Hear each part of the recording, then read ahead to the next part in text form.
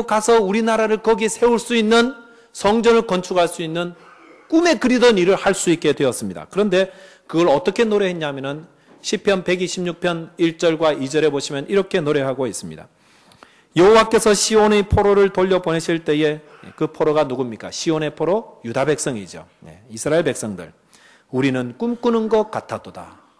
완전 꿈 같아요. 이게 지금 돌아가면서 꿈 같습니다. 유다로 돌아가는 그 여행은 꿈과 같은 길입니다.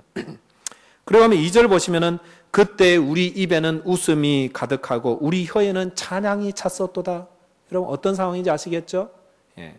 우리 입에는 그냥 다물지 못하는 입이 막 있는 거예요. 막 모래도 들어가고 그러는데도 입을 못 다물기는 너무 좋아가지고 막 가려야 될 정도로.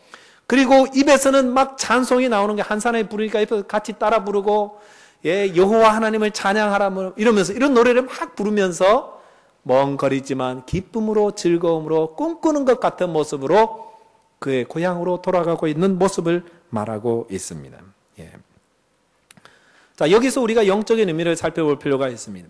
페르시아라는 제국은 죄를 의미하고 있습니다. 페르시아라는 제국을 유다 백성은 절대 이기지 못합니다. 도망가지도 못하고 싸우지도 못하고 아무튼 페르시아 제국에서는 그냥 숨죽이고 죽을 때까지 있다가 뭐 슬프고 고향 생각나면은 강가에 가서 그냥 나무 밑에서 조용하게 울면서 주여 언제 우리를 구원하시나이까 뭐 이러면서 이렇게 지낼 수밖에 없습니다. 죄의 세력도 마찬가지입니다.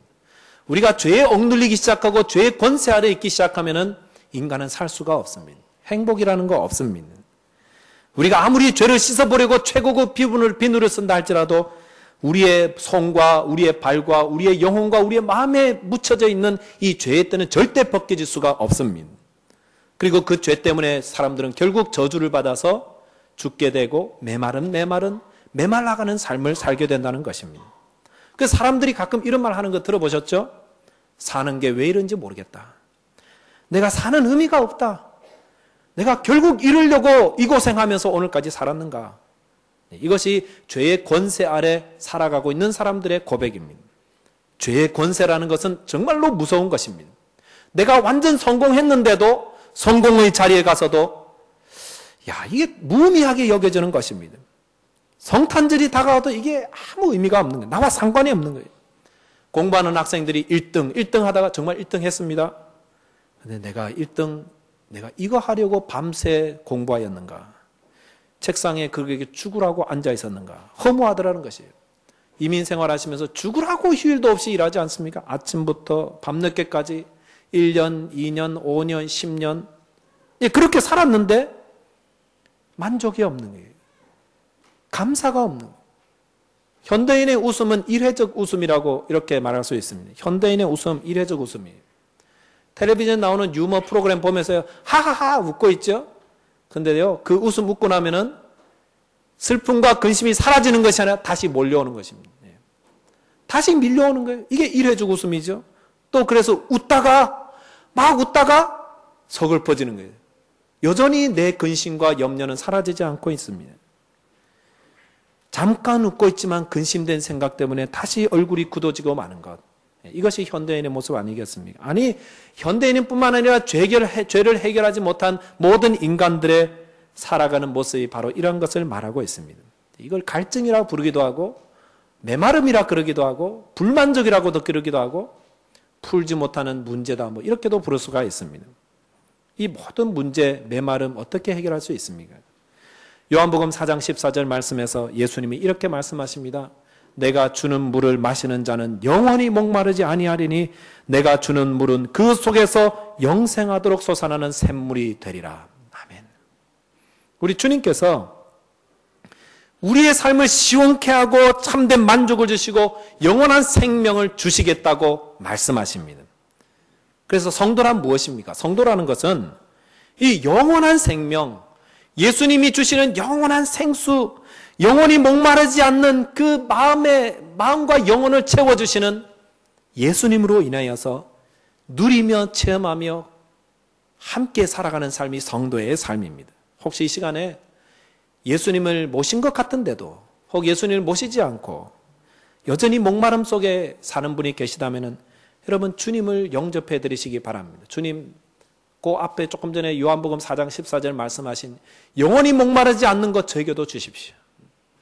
1등 안 하고 2등 하고 있더라도 만족할 수 있는 마음 주시고, 내가 이 땅에 살아 고난 가운데 살더라도 만족하며 기뻐하며 내 삶의 모든 의미를 늘 주님이 붙들고 계시다는 이 참된 만족 속에 살게 하옵소서.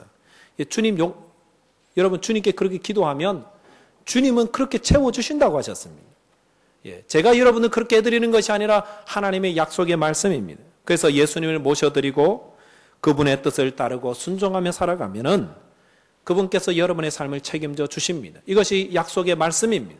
약속의 말씀을 믿음으로 받아들이시고 그렇게 살아가시는 것이 바로 천국의 삶이요 성탄을 기다리는 성탄의 기쁨을 누리는 삶인 것입니다.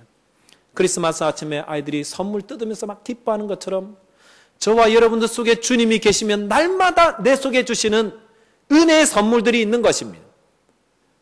오늘 점심 때 어떤 점심 줄까? 뭐 이런 것뿐만 아니라 배춧국입니다. 그리고 하나씩 뜯어보면서 내 삶에 주시는 은혜가 무엇일까? 이 만남을 통해 주시는 게 무엇일까? 그리고 오늘 내가 집에 가 하나님이 어려움을 통해서 내게 어떤 은혜를 주실까? 하나씩 풀어가면서 주님께서 주시는 귀한 은혜를 누리는 성탄의 기쁨이 충만한 저와 여러분 되시기 바라겠습니다. 두 번째는 이 성탄의 기쁨을 나눌 때에 성탄의 기쁨을 더 배가할 수가 있습니다. 기쁨이라는 것은 배가할 때 늘어나는 것입니다. 오늘 본문 4절과 5절에 보시면은 이렇게 말씀하고 있습니다.